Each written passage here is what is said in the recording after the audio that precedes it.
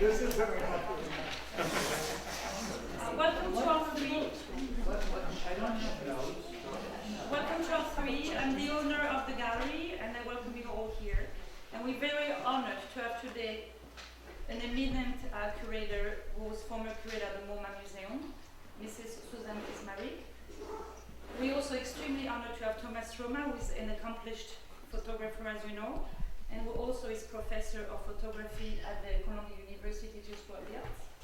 And artist and photographer Sergio Purtell, who is also an accomplished artist and photographer. So thank you very much for being here, and I let you start the conversation with Susan.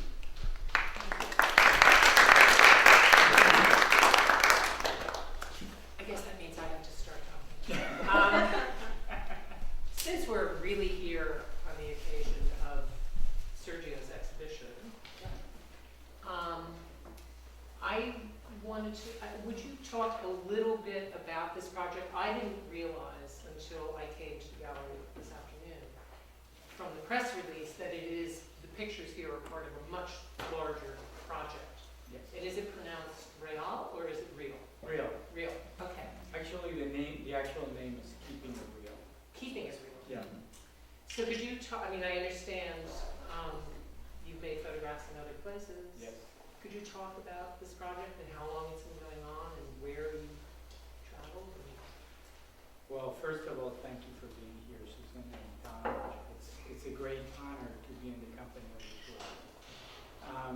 The project started in 2008, and it started basically sort of out of getting a kick in the ass from what was going on in the politics of the country, as well as in the what was going on with the art world or photography in general. Could you say what those things were? Yes. Because I don't remember. Well, 2008. Well, first, we had an elected African American as president, which was the first, and we had a financial crisis about the same time. Oh, right. And as that was happening, the art market was sort of, in my take as a humble photographer, it was sort of spinning out of control within this postmodern perspective. So it was sort of like a blender of things happening. And for me, it was real estate, meaning housing. It was infrastructure falling apart, let's say, or certain parts of neighborhoods as well as cities kind of just disintegrating because of that real estate bubble.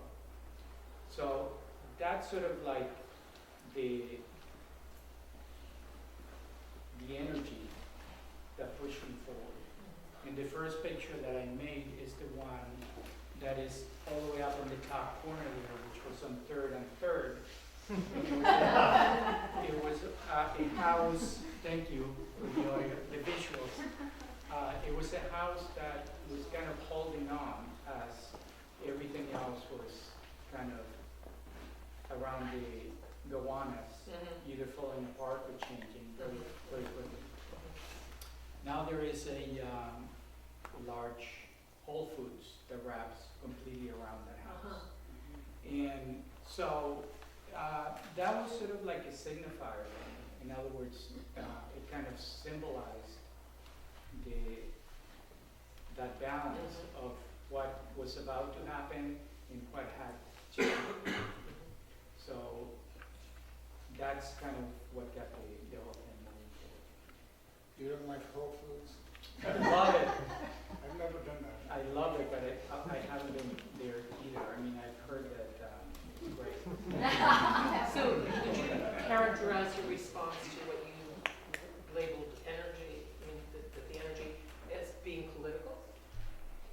Okay, so I'll step back a step farther, which is, for me, everything is political. Chile.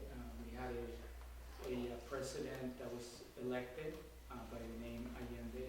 Was a socialist president that got kind of knocked off in a coup d'etat, and it was very traumatic for me.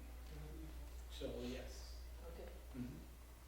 Did he actually got knocked off? He actually killed himself with a submachine gun. It's a little overboard, no? No, but what I mean is like it's hard to actually shoot yourself with something that size. But the photographs here are all made in Brooklyn, Correct. and but that's one part of your bigger project, and you photographed in other cities, et cetera, et cetera. That's what it all started in, and it moved, it spread out through the Northeast. I would like to go farther than that. I'm stuck because of my business of printing and producing artwork for other photographers here in Brooklyn, which is kind of a lovely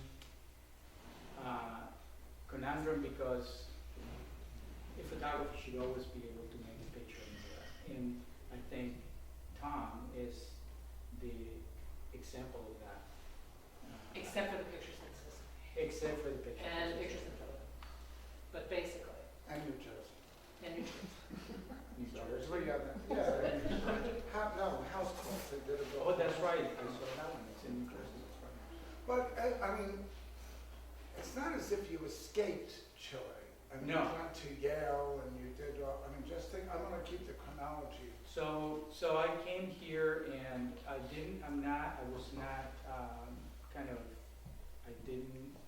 I escaped because there was no way I was going to be able to stay there and either study or just stay there and maybe not get into trouble.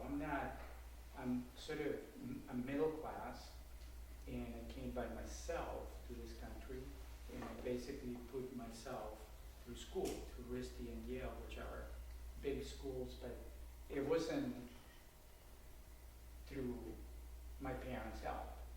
So What am I doing here? I thought you were rich, that's the I'm only not reason rich. I- Wait, I do have a little cash in my I pocket. thought you were from You were- Switzerland. You were like about 18 years old when you came? Yes.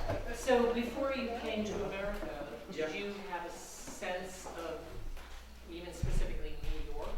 No, I mean, did you, no, I not had from no- movies, I- not from, I went to Ohio. That was the first place I landed. why? May I ask?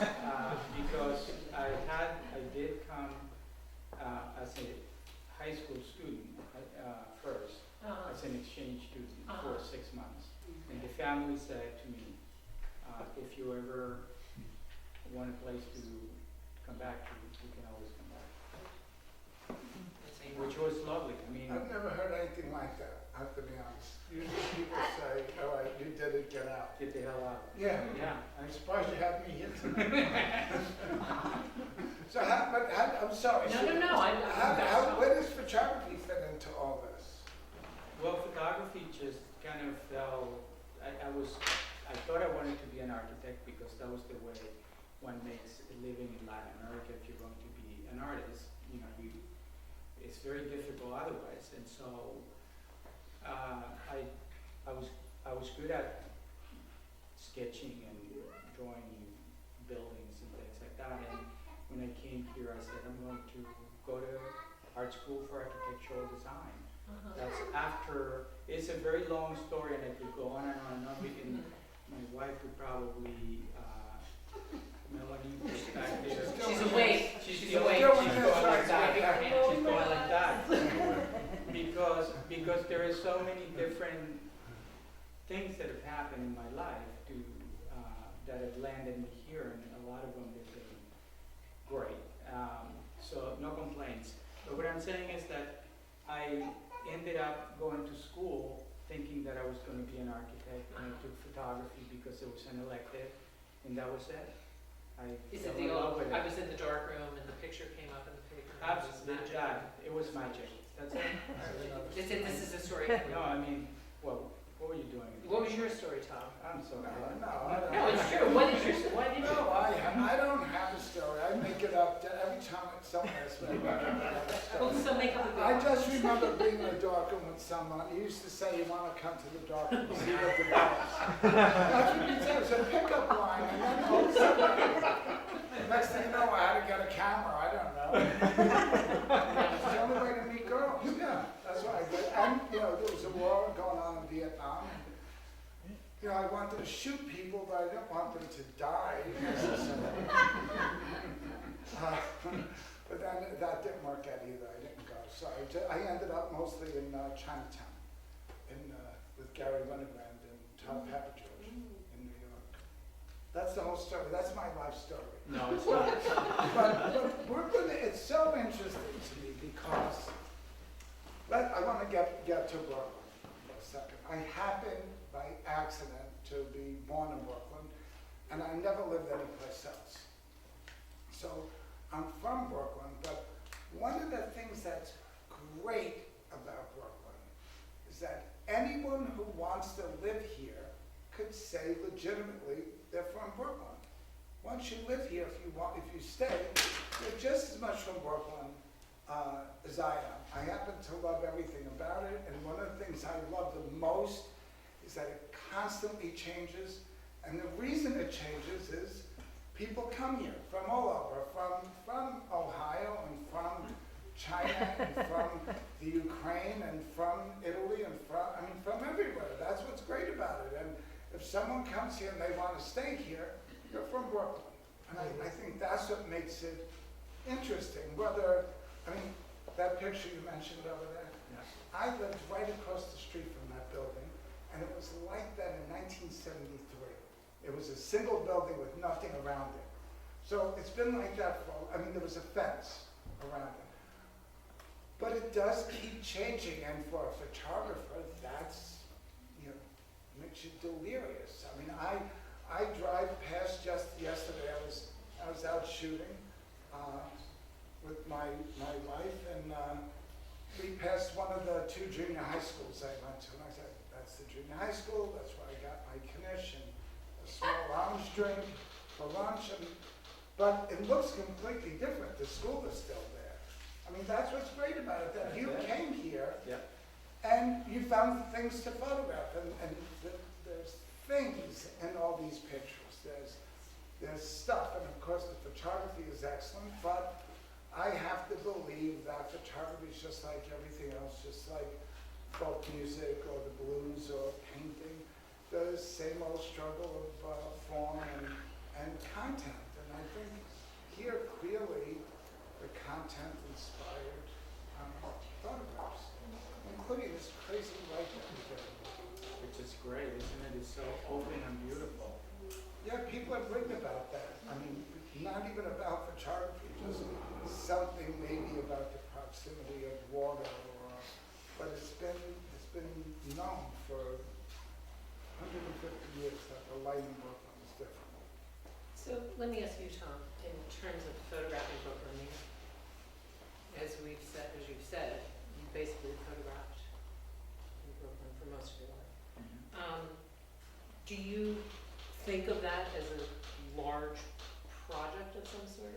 Do you have a sense of it as, in other words, how do you determine, I brought 3 of your books, and one of them is on Sunset Park, so sometimes, and this one is on the churches, I guess, so they're about specific things. So I'm wondering how, Sergio's project is about this very large idea about the decline of the industrial Northeast, let's say, or wherever, the decline of the industrial America. When you set out to work, does an idea just occur to you, or do you have a giant chart in your head of, I did this, I did that, I did this, I did that, now I'm going to do this, or do you make lists? It's like Diane Arbus would make lists and lists of what she wanted to do. So not exactly that, but I've done things like think of the title of a book and then make the book because I had the title. For instance, I thought I was going to photograph, I said, when I was a boy, I was a map maker. I made maps of Brooklyn, just Brooklyn. and I made all neighborhood maps. that Why? outline- I don't know. I had no money. Maybe you were lost, I don't know. No, there's something about maps that intrigued me, and I love the shape of books. Based on what you saw walking the streets? Yes. Okay. You're probably in school once. I remember in the second grade, we took a walk around. This was a school trip. We walked around the school. We made one lap around. I think it was the year Alan Shepard was, but it doesn't matter. It's an action. But, we had no money to go anywhere. Other people going on class trips. We walked around the school. That's absolutely the truth. And the teacher pointed out that, wood siding or this stuff called field stone that they glue on the side of the house and aluminum siding. And that was the big deal for me. I was very excited. I remember when there was a store that sold fancy fruit, and I'm thinking, my fruit is not fancy at all. I mean, bananas just sitting there. I don't know what it takes to be fancy fruit. But if you look at Walker Evans' pictures, you'll see fancy fruit. It was a term of fruit and vegetable stores. Probably been an orange and a banana. Where it came from, right? Together. So, are you talking about this kind of thing? Yes, in fact, there's an absolute true story. That's the exact neighborhood. The school's right behind it. I'm sorry, That was this is the only PS 212 was the visual school. we have, but you can probably see it. Rip it out and throw it out and make it.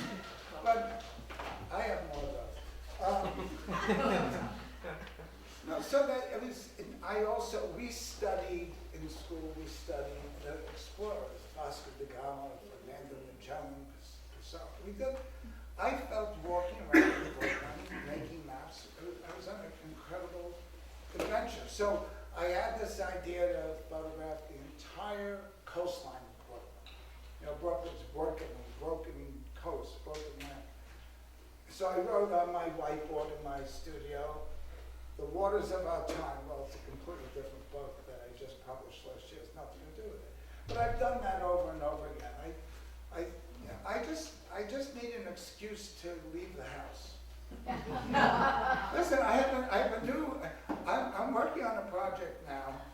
I've been shooting for 2 years. Now, you're gonna like this, I think.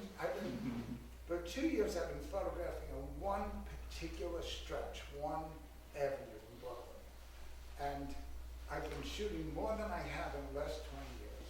Shooting a lot of film, kind of inspired by the Winogrand exhibition that started in SF Moment and then came to the Met. And after leaving the Met, I thought, man, that's one thing I've never done. I've never photographed while I kept moving. I always stopped. I don't know why. Stop, take a picture, and then start moving again. So, and I've been with Gary Winogrand many, many times when we photographed. And in fact, I have a photograph Lee Friedlander took of Gary Winogrand. You can see this online, photographing John Sharkovsky. Very clear, Lee is flat-footed, and Gary is transferring his weight. He's just about to take the picture, and John's got his hands open. I said, well, I owe it to Gary to try photographing while I keep moving. But that's not the part you're gonna like. I've been doing it for 2 years. I make the contact sheets, I never look at them. So I'm way backed up, and I don't know where this thing is going. And then, about 10 days ago, not more, maybe 11, I woke up from sleeping all night, and I dreamt of doing this, exactly what we're doing, only we were sitting that way. Wow. And I dreamt of this day, and here's what I said about photographing in Brooklyn. I said in the dream, Brooklyn is not a place. Brooklyn is a river. I woke up to that and I thought to myself, that's what the new book is going to be called, Brooklyn is a river. All because of this tonight. Love it. It's very nice, a good title. Because, man never steps in the same river twice. So what I was saying about Brooklyn always changing. It's not the Brooklyn I started shooting in 1969. It's a completely different place. So why can't it be Brooklyn as a river? Do you think of your work as being political? The reason I can't is because I would probably kill myself. Yeah, it breaks because it breaks my heart. I did an exhibition with John Tchaikovsky at the Museum of Modern Art called Come Sunday, and here I am, a white devil photographing in black churches, 52 different churches, 3.5 years.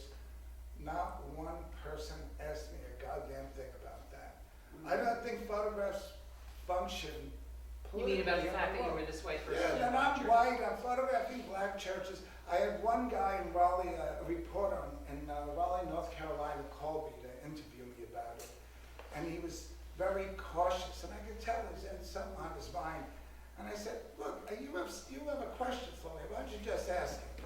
And he said, well, it's just that, happened to be an Asian guy. And he said, well, it's just that, he said, well, I'm Asian, and the way you sound, I said, wait a minute, and you asking me if I'm white? Is that what you want to know? So he said, well, yes. I said, don't be a coward, just ask. But I'll answer if you publish exactly what I say. You promise to publish exactly what I say. And it's for the Raleigh, Durham, whatever, Blad or something. So, whatever happened, did they read down there?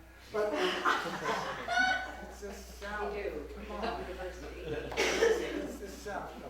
But I said, you have to publish. When I asked that question, Thomas Roma said he passes for white. He actually did it. He actually published that. The guy had the nerve to do it. I wish my work was political. Wait, Can I say something? please. I mean, your pictures are political, even if you don't want to say that they're Sure. political. Because they deal with the kinds of issues that a lot of photographers, a lot of people don't want to deal with. Especially right now, let's say, in what's going on with the bigger world of art. But you know, But I'm not saying, Sergio, what do you mean? because photographers always, I mean, the pictures here, if you look at them, they're not political. Right. They're not really about politics. Right. I think they're about light and about form and about certain things in the landscape or certain people in the landscape. But ultimately, what they're saying, and it maybe not in a very loud voice, Right. there are implications.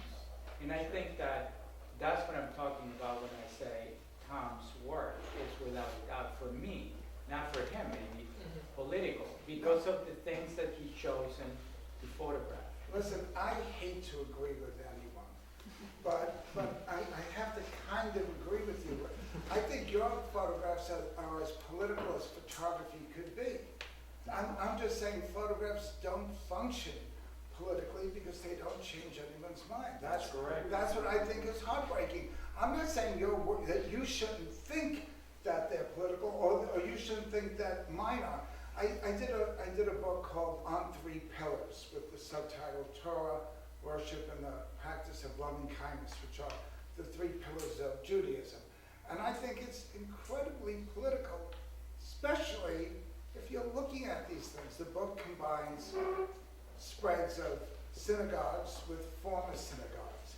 In fact, the first picture of the book is of a synagogue. It took me 16 years to do the book. And the last plate in the book, that same synagogue, 16 years later, is now a church. So that speaks to some things. It speaks to diaspora, it speaks to neighborhoods changing, social engineering, red lining in the banks. That's how neighborhoods change. It's not by accident. It's changed because people are profiting by moving whole populations around. I asked Philip Lopate, who I think is probably the great essayist working about, especially about urban areas in America, and he wrote a brilliant essay about it. I was hoping there'd be more discussion about that. And it didn't happen in the press or? Yeah, no, Yeah. nothing, so would I like to be political? Sure. Susan and I did a talk at Columbia once, and I showed, for the first time I spoke about this this book that's coming out in the fall called In the Veil of Kashmir, where I'm photographing gay men who, in an African-American section of a park in Brooklyn, who cruise each other for sex in the park. And you brought along the lawyer from Roma, and she came up to me and said, when you get sued, she gave me her card. And I said, look, I don't think I'm going to get sued. She said, no. I didn't say it. She said, when you get sued, and you know the truth is, I know I'm not going to get sued. Nobody cares. Nobody, it's only photography. No one really is damaged. No one really gives a damn. I mean, there's a last thing, and Susan asked you a question, but we also did a panel a long time ago called The Uses of Photography at the Museum of Modern Art. Oh, God. You were the moderator, It's terrible. and you said to me, you know, and this is someone. He's gonna recount something awful that I did. No. Humiliate me again. She asked everyone on the panel to say something about Tradition. tradition, having a whole life in photography. And I said, Sharkovsky was sitting right in front of me. He was hysterical. I said, look, here's what I think. If you know a young person that you think is bright, talented, motivated, and has a great future ahead, and you want to destroy that person, give them a camera. I mean, that's it. If I did anything else with my life, Well, neither of you were destroyed. You seem to be. no, I said, well, believe me, look at us. I'm 27 years old. All right. Sergio, what, Yeah. so are you continuing this project, or are you, tell me where you're at in it, I'm just curious, So- before we go off to other things. So I've given myself until 2016, when Obama stepped down. That doesn't mean the project will finish, but that's sort of the deadline. Usually projects kind of come to an end. Naturally, you kind of get bored, it dwindles off.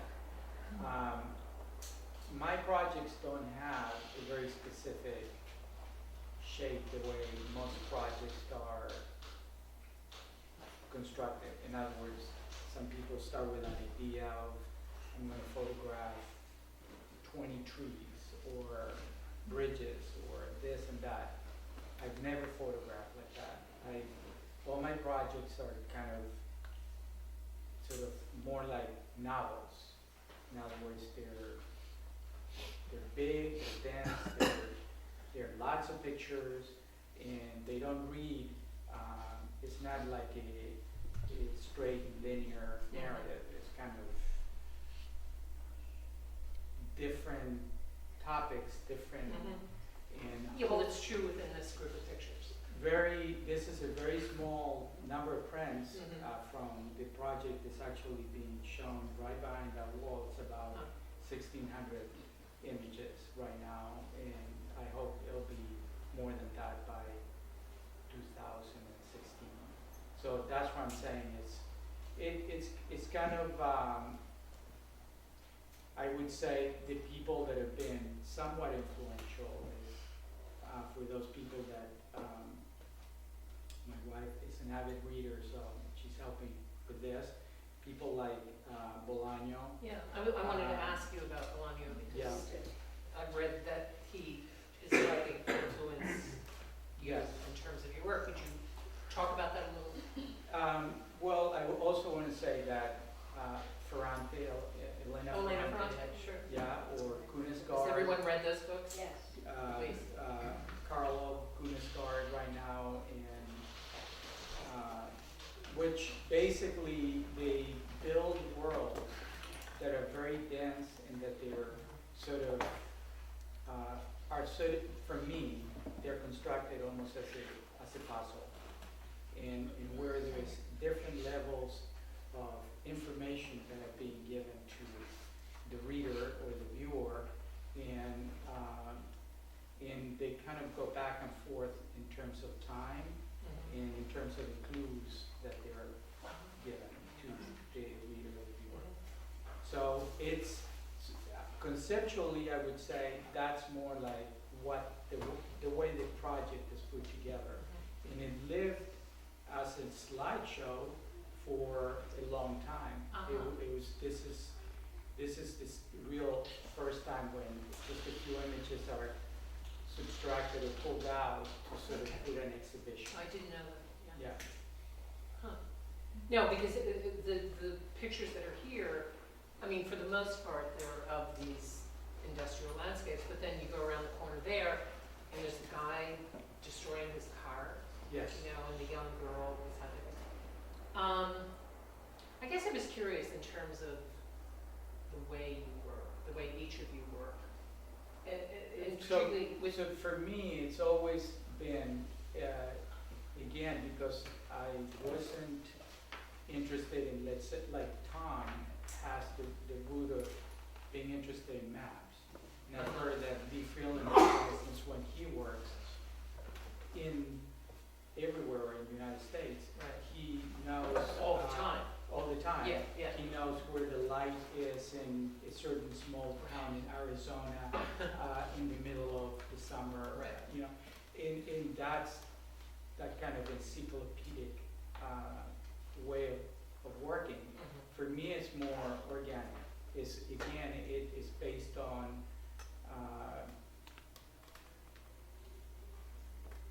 jumping either in a train or in walking or in the car and moving forward. And whatever comes to my attention is what I photograph. So when I get home, I process all the film, I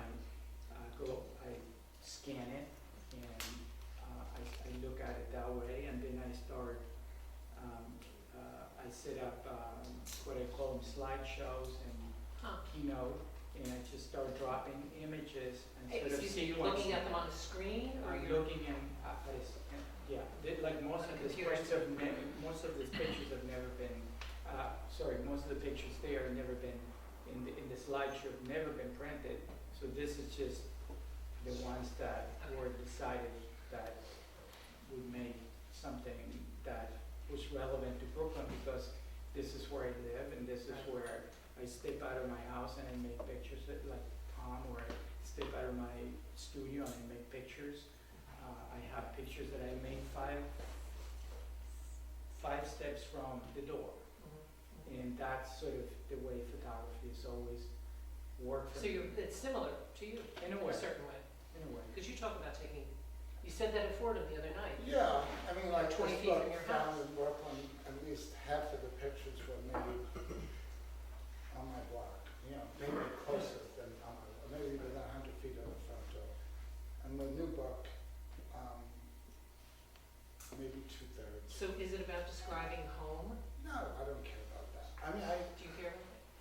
Does Roberta Bolaño it's care just about there. I mean, listen, everything is happening everywhere All the time. right now. That was Why do graffiti I have in to go Soho somewhere? 30 years ago. I mean, why do I have to go anywhere? I'd have to pass everything that's happening here to photograph it over there. You know, when I started photography, everyone, every summer, you don't know what everyone means. Everyone. Every goddamn person that owned a Leica, it's like, you know, the locusts that come out every 7 years. Wait a minute. It's May. I have to get a car. That people would do these car deliveries to LA, and you'd have to drive cross country. And in LA, they drove this way, and they'd probably wave when they met in the middle. Robert Frank started this thing, this craziness. He's where right. everyone. Did you have that inclination to drive cross country and do the Robert Frank? I've wanted to, but I've been somehow held back. I mean, I came from Chile, and there's pictures that I've done through Latin America, and then I sort of went into Europe because United States and Europe, because it sort of is what has made this So like it's part a of mixed up Robert Frank from Switzerland to New Switzerland York to Latin to America. Latin America, and then United States, but now Brooklyn, because it's my home. I mean, for me, I can't say that I've had in a way, I'm more interested in Evans than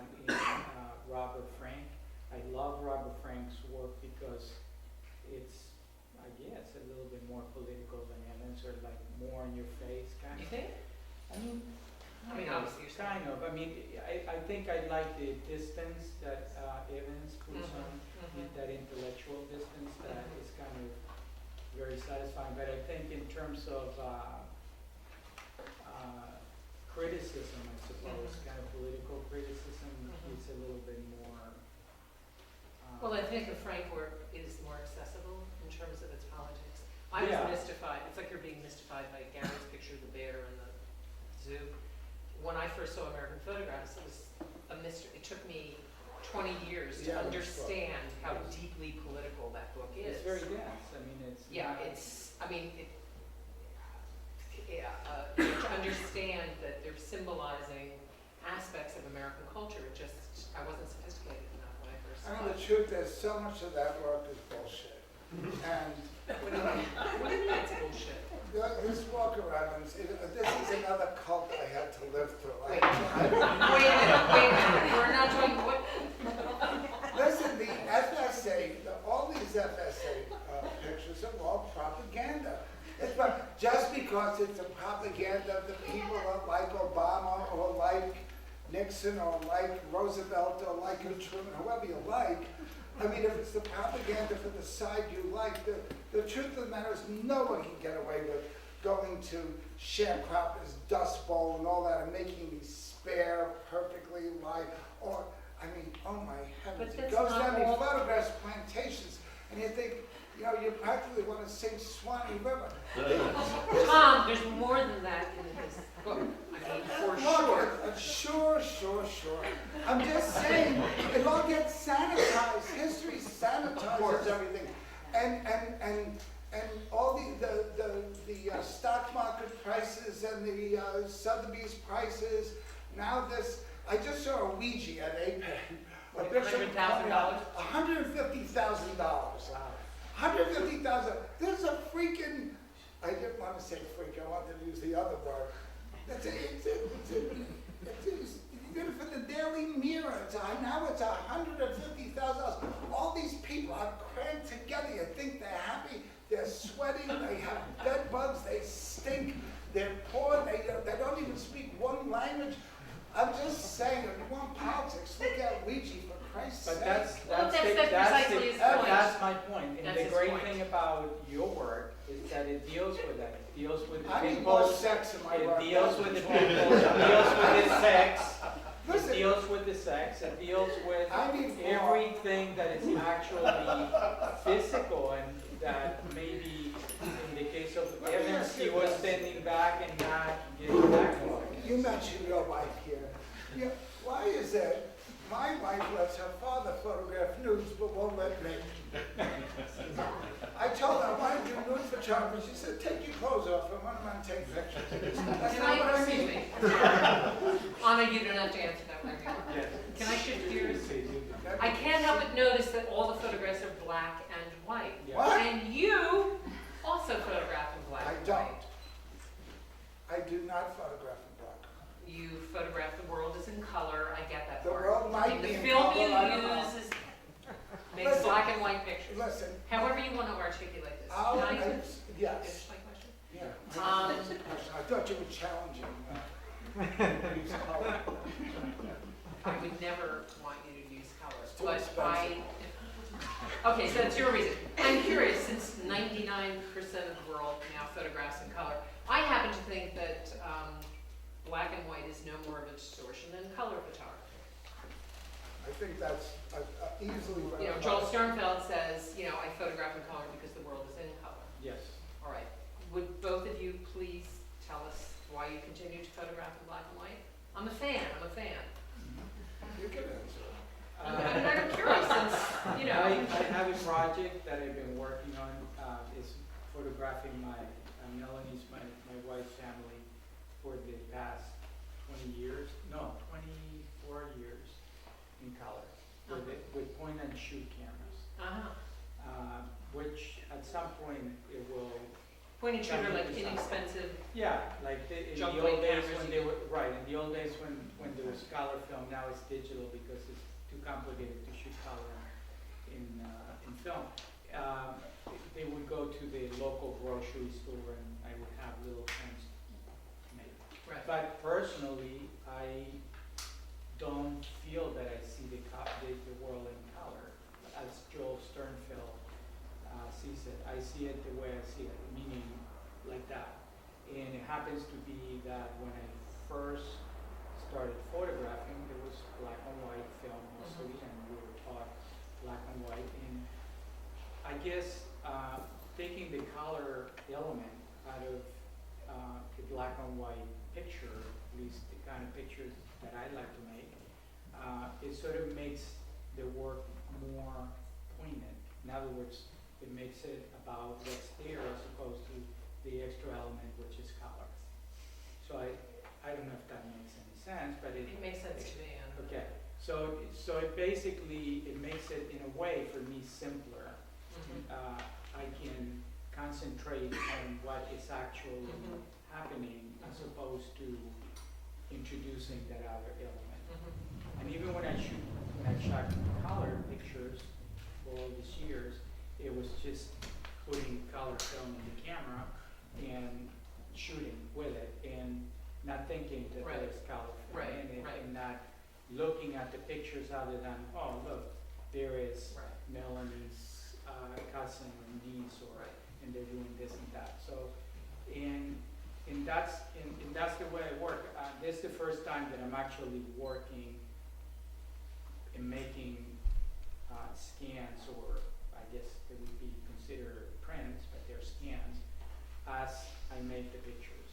In the past, I always just stored it away for a long time, and then I would start working with them, and suddenly they would be what I called a group of pictures that made an idea. And in the website, if you go on the website, you will see that they're Your divided- website? My website, that they're divided into the early work, which is called gestures, and then there's another group of pictures called moral, and then the last is called real. Okay.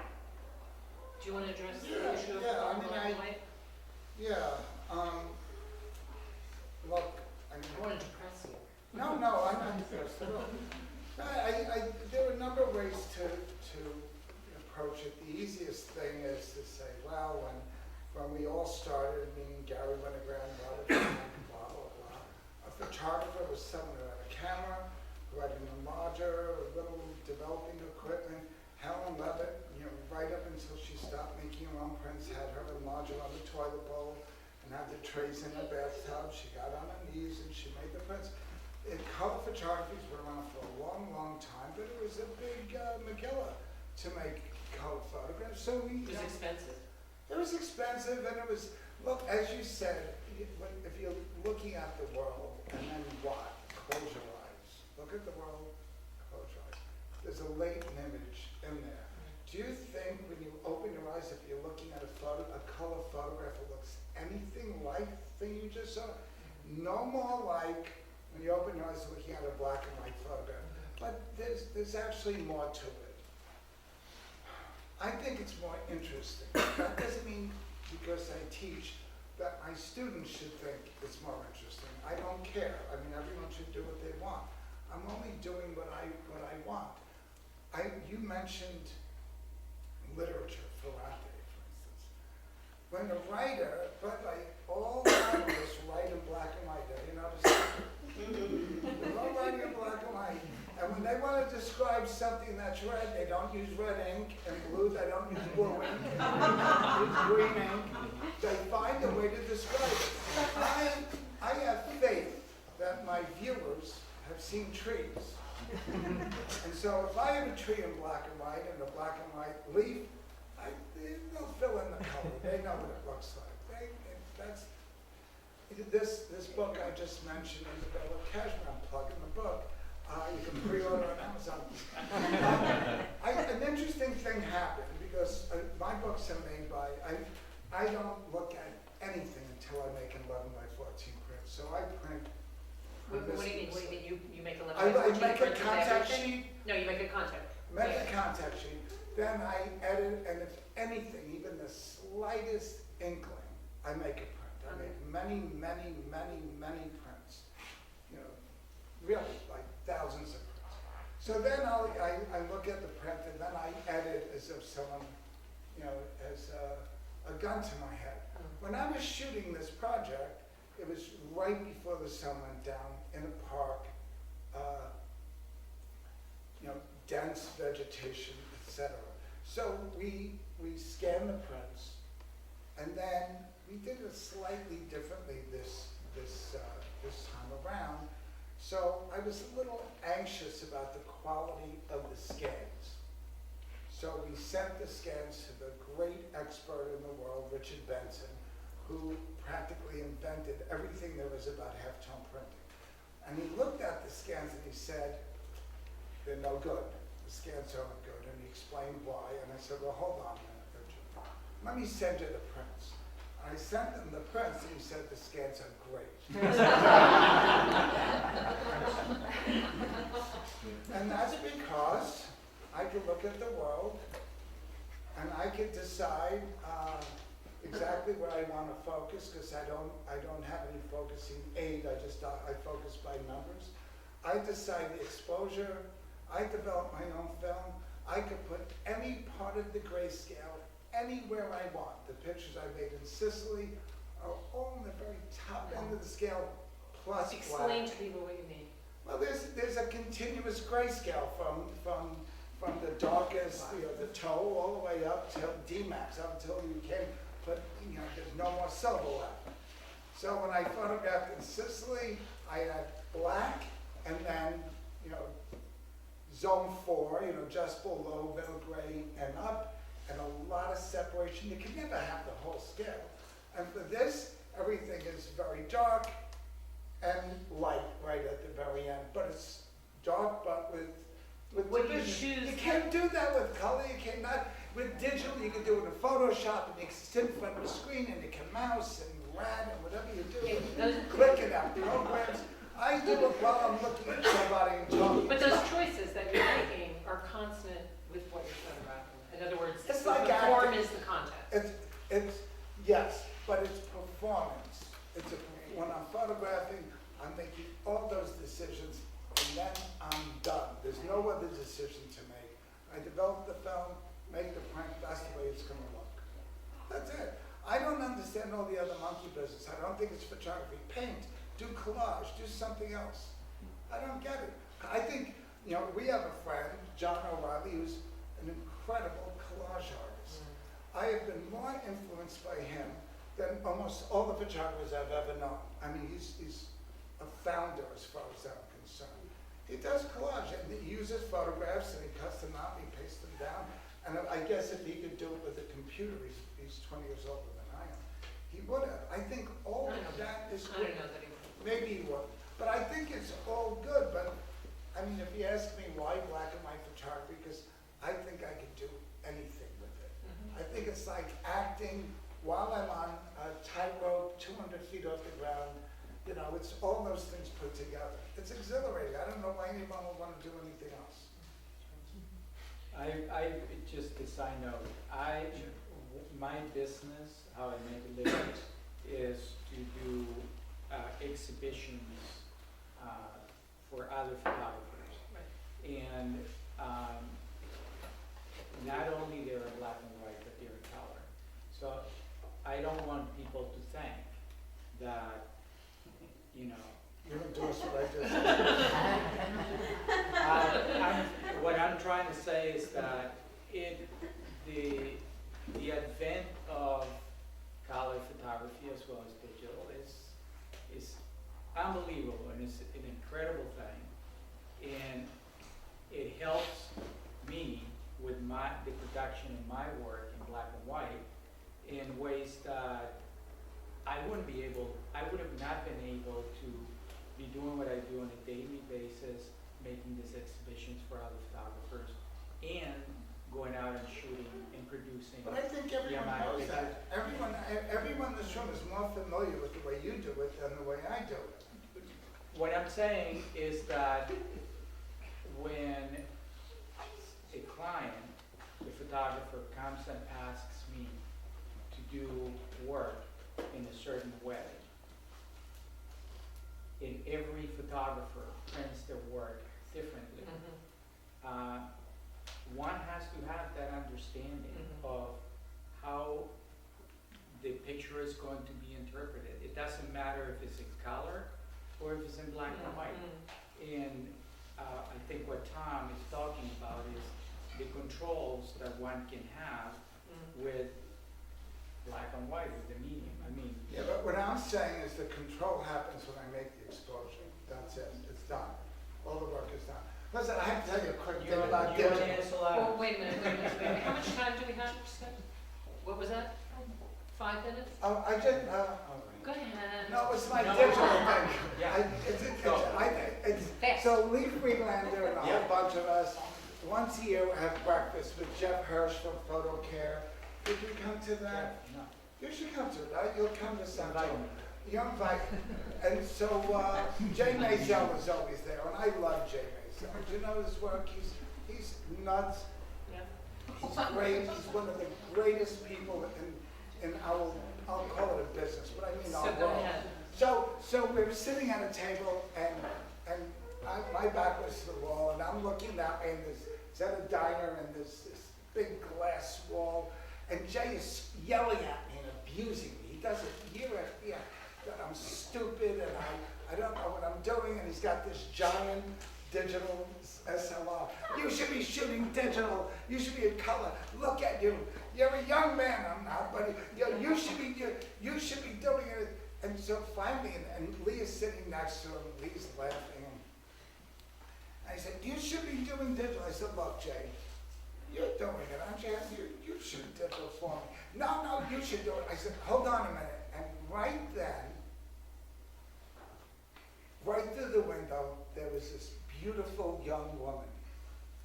And she's looking to get a taxi cab. She's looking around, she's looking at her watch, she's looking, and I said, hold on. I said, wait, Jay, turn around, look at her. So they both turn around, and there's this woman, it's this warm fall day, and there's this beach, and oh yes, I said, she's beautiful, right? And they both agreed. I said, you know what? She's younger and more beautiful than my wife, but I'm going to stick with my wife. Do we have time You maybe do digital. for a couple of questions? Does anyone have any? Yes. I had a quick question for Sergio.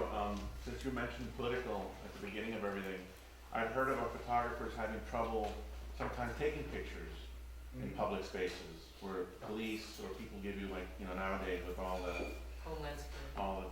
craziness. So I was curious if you had any stories or if you were left alone. I've been stopped many times by the police, less so now than after 9/11.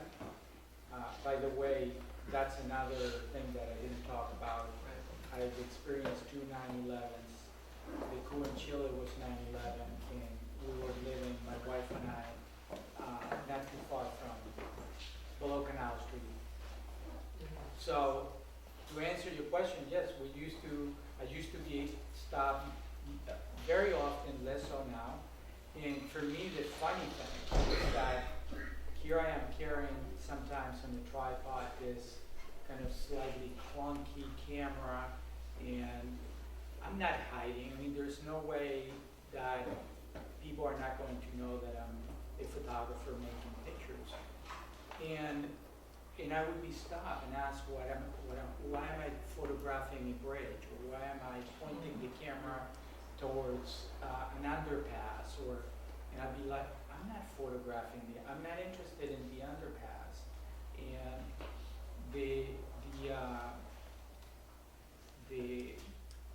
the police usually would leave me alone. But a lot of the time I would say, here, this is my card, this is my business, this is what I do for a living. If you want to check on me, check my website or whatever. And the interesting thing is that it's almost like this paranoia about traveling with cameras and film, that everything has to be check and 100 times. And if anybody is gonna cut, if anybody is gonna get into a plane and blow it up, it's gonna be with a digital camera. It's not gonna be with a film camera. Or if they're going, exactly, right? And if they're gonna be taking pictures of the bridge to blow it up, they're not gonna be doing it with this ginormous They camera. wouldn't dare on use this Google tripod. Earth or anything, they'll go with a view camera. Anybody else? Yes. Yes, this question is for Sergio. I didn't get a chance to ask you when you had your opening. I'm very intrigued by the way you printed all of your photographs. Lots of detail, but they're very kind of low. I don't know the right word to describe. Flat. No, I wasn't going to use the word flat because I don't think they are They're kind of flat. flat. It's They're very open. it's an emotion that you created in the photographs, and I was just interested in if I'm off track with that, or if you just want to talk a little bit about your choice in printing. I like to think of the prints as being generous in the way they reveal everything that is going on. And I'm not pointing at anything in particular, I'm just letting the viewer walk into the picture and take a pic. Which is also enhanced by the middle distance to a The- great extent. There's something 19th century That- about I lot think, of pictures. yes, I think somebody said, What did I say? wait, where is it? I think it's, oh, wait, something about nostalgia. And I think it's one of the words and one of the things that is kind of, to me, destroyed the idea of making pictures, because for me, the minute you, like this conversation that I'm having right now, it just happened and it's in the past. And anything that is in the past is kind of carries a weight of nostalgia to some degree. I mean, the word has many other meanings, but yes, they speak to the past, they speak to photography. If you look at the slideshow, you'll see that it speaks to you about painting, the other arts, literature. I mean, I'm interested in everything, and if I had the, thank you, if I had the possibility of continuing photographing and doing this project, it would be photographing the entire world, which is impossible, but yeah, it's the tones and the way the pictures are made are thought not while being made, but they're thoroughly thought as they're being put together and in combination with the next image and the next image and the one after that, in the same way that words work in a book, individual images as words, or a sequence as a sentence, etc. In building that density and the meaning by. Do you hope to do a book of this work? I mean, is that something you aspire to? We did. My Nick, are you here? Nick Bridges, right there. He helped me with this. It's just a maquette. Oh, great. And it's basically just a very rough, just grabbing a few images, really, about I think 250 of them, from the big famous thing, Right. and trying to give it this form, which But it's thoughtfully sequenced is and thoughtfully selected, sequenced and obviously. selected, yes. Great. And But that's not available. no, it's not available. It might never be available, but it might be. I mean, it's real. I mean, it's actually. Here, he's holding it.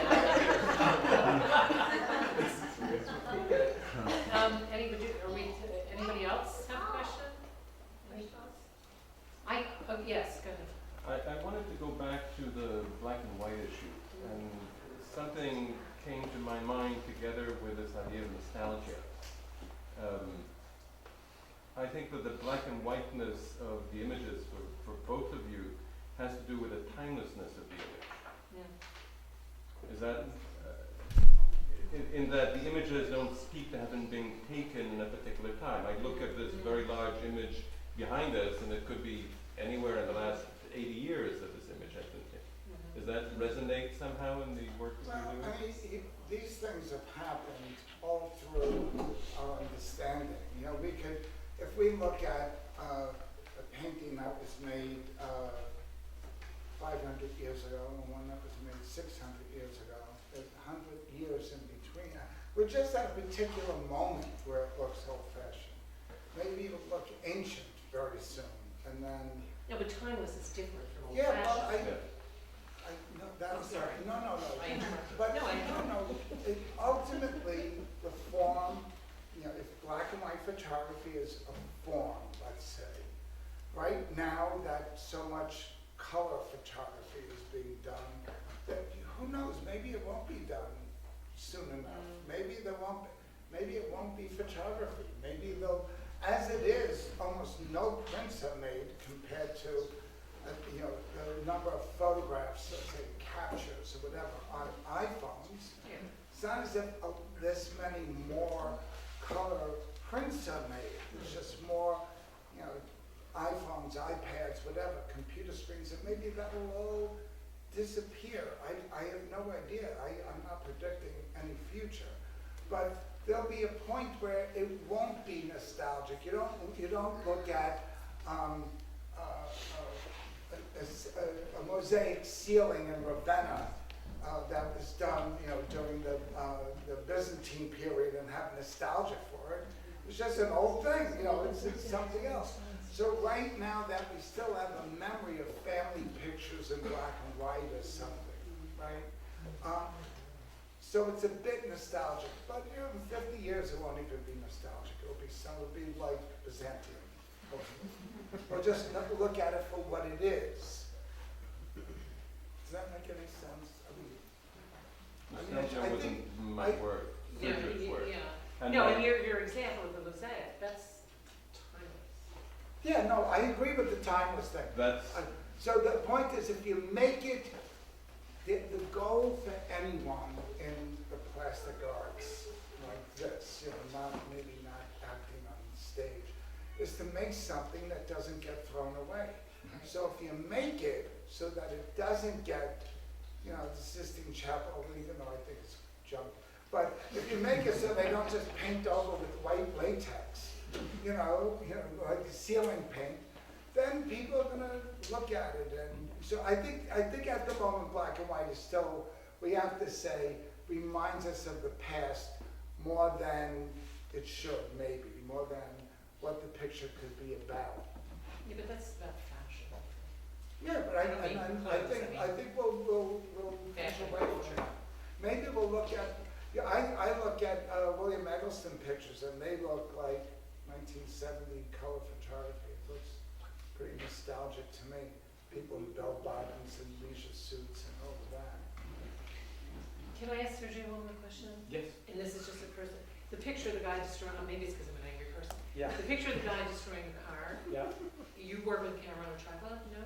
I work with it But with on two a different- tripod, handheld, and a monopod. Can you, this is the kind of thing. You're dying to know Never what's supposed really to ask. happening? So what was, Oh, no, Susan, you better not. Oh, come on. It's a fun little story. All right. The reason why, tell us the story. the reason why it's fun is because it happened directly across the street. Oh, And I was working on the weekend, and I hear this smashing, this horrible noise out going on in the street, and I'm like, what in the world can it be? And I walk out, and there's a group of people going at it, destroying this car. Wow. And so I went in running and got my camera and I asked, can I Your hand photograph? up. And yeah, my Yes. And they said, sure, photograph. You raised permission? Well, they had crowbars. They had crowbars and they had mean intents in their minds. So Probably an there, art project. it It actually is more interesting than that. The guy that was the main culprit of destroying the car, that was his car, and he was getting married. And I don't know what the history, because I didn't want to get into it, but there must have been a history because his wife said, that car has to go before we get married. So he said, if I can't have that car, nobody else can.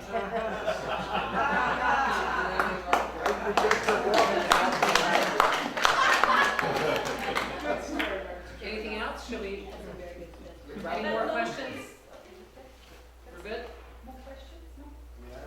Hugo? I don't have a question. Oh, we have lots more questions. I Hugo? just- Can I say one thing? Yes, please.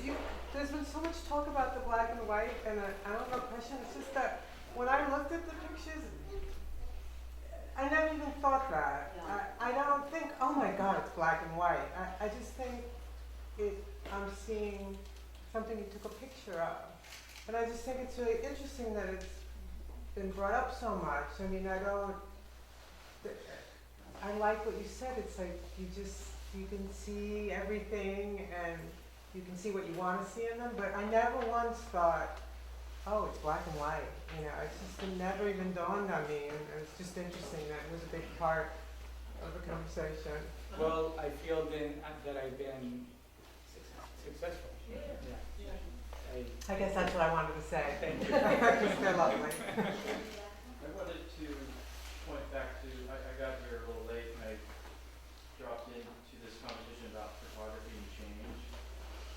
And I guess Tom and Sergio both, well maybe more Tom, you were more like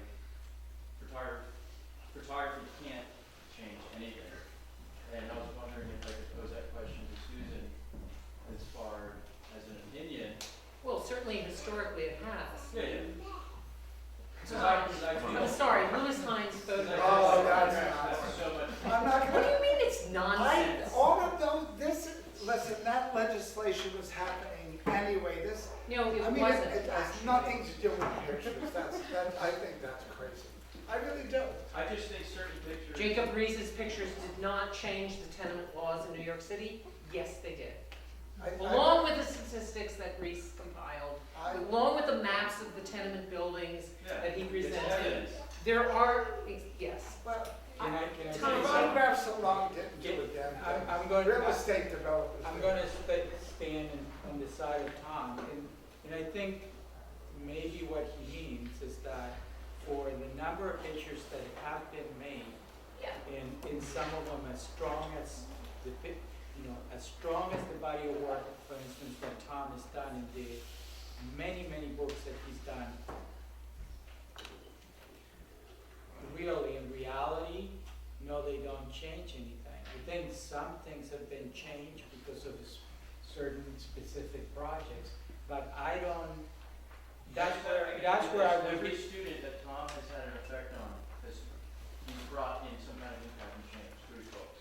No, I'm So not on one saying, level. But not Exactly. social I'm- change. No. Not But social- social change starts from one person and it like moves out, from the middle out. yes, and I'll be, again, slightly cynical about it because when you see every day what's going on around the world, and believe me, photographers are right there. Yeah. You know, the minute something horrible happens, we photographers are right there because. There's nothing wrong with it. And Sorry. very No, often there it's isn't. staged for photographers, but I hope you're right, and I Me hope too, Susan's right. absolutely. I'd I'd love to be wrong about it. I haven't Exactly. seen it, not my lifetime. I mean, I think there've been a few examples, that's all. yeah. So why not? Exactly. There is If that's no what you reason wanna why, do. I mean, there is no reason why to aim for that. yeah. And I personally am trying to aim for that. It's not, I'm not making a huge political statement, but I think I'm sort of pointing at things that are vanishing, and I'm saying it's worth preserving them. And there is something, some intrinsic beauty to these things. And that doesn't mean they're not, my wife keeps on saying, if people knew that you're coming to take a picture, they would like say, go away. Because the minute I take a picture of something, it's gone. It is somehow something, it transforms, the place gets transformed in a major way. Don't take it personally. I try. Could you add something? Yeah, you know. Well, I just wanted to say when I first saw the work, I was, the first thing I thought was, thank God somebody did this. Because, particularly like the Kent tile sign that got taken down. And I'll admit that I wanted to do some of these pictures I wanted to take myself at some point. But students, when you're working with students, they want to go somewhere else to take a picture. And I try to tell them, you've got access to things in your life. Take pictures of these worlds that we don't have access to. And that it is, this kind of, I don't know, it comes to me now, the wisdom that, you don't have to go anywhere to make pictures. It's here. You just have to open up your eyes and see it. And I'm wondering, is that wisdom that comes to you with age? Because when you're younger, you're prepared to do all these things, to go make a picture, get on a plane, fly over here, and carry all the stuff, and go to the end of a road in Chile. I was much better when I was young. Nothing is coming to me, everything is going Well, in wrong. your case, you're special. Yeah, I'm done. Well, the interesting thing is that I started with a 35mm, I moved to a 6x9, and now I'm shooting with a 4x5. And I think in the back of my mind, I've been trying to trick myself to slow down, because I can't say I'm as prolific as Tom or as Lee Freelander, but I certainly, if you were to give me any amount of film and any amount of time on the camera and just make pictures, probably it would be disastrous. And so what I'm saying is, to some degree, choosing the format and getting older, it has helped, because it's harder to carry a 4x5 on a tripod and 50 loaded, film holders. It's really heavy, and so it's almost like I'm going backwards. When you're young, you start with a big camera, and then as you get older, like Richard Benson, whom, by the way, after not seeing him for many years at his goodbye party as a Dean of Art, he hasn't seen me in a long time, and yet he sees me coming because I've been working with Todd. He goes, Sergio, film is dead! Good to see you. And he was the guy that, if you weren't shooting 8x10, cheap film, forget it. 4x5 was the most disgusting camera, and it was for sissies. You had to be shooting 8x10.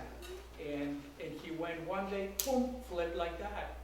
There's this great story by Isaac Bashir Singer about the convert.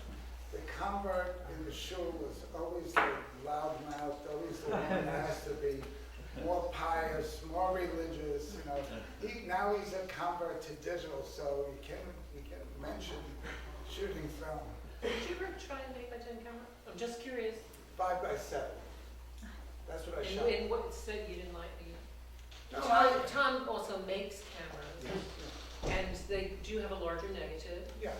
and so there's something about that that you Yeah, no, like. It's about I the was detail. shooting with a Yeah. 5x7 Corona, and I wanted to, it's on a tripod. I didn't want to have a camera on a tripod. Okay. So then I saw Versailles use a 6x9 centimeter camera. I thought, well, I'll buy a 6x9, and there were none with wide angle lenses. So I thought, well, make one. So it was stupid, and it was very hard, and took a long time, but I finally made one, and I made a lot of them. But it's not, I did want, plus this is the other thing, this is, your prints, and they're printed the way they are, and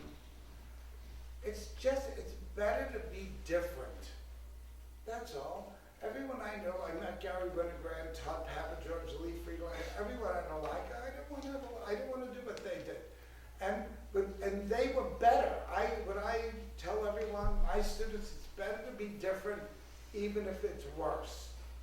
So this is what you want to print. How do you print? I don't want you to print any other way. This is what you do. I just want, the truth is, I just wanted to be different. I wanted to make my own camera. No one else did it. I did it, and everyone had a like on their shoulder. And other photographers have bought his camera and used it. Yeah, many, including, you know, you mentioned Joel Stumfellow. Fink still has a camera. Jeffstein. Did you ever use his camera? Mike Steinmetz. Mark Steiner Mark Steiner. used my camera for years and years. Sergio, did you ever use his? No, I never got my hands on it. And But I- Bob I would Turks. A lot of Lee Friedlander, of course. I gotta leave her now. Todd Papadopoulos, of course. I Yes. gotta leave her now. But I did it to be different. It wasn't smart. Anybody else, or shall we? So we have, yeah, thank Thank you you.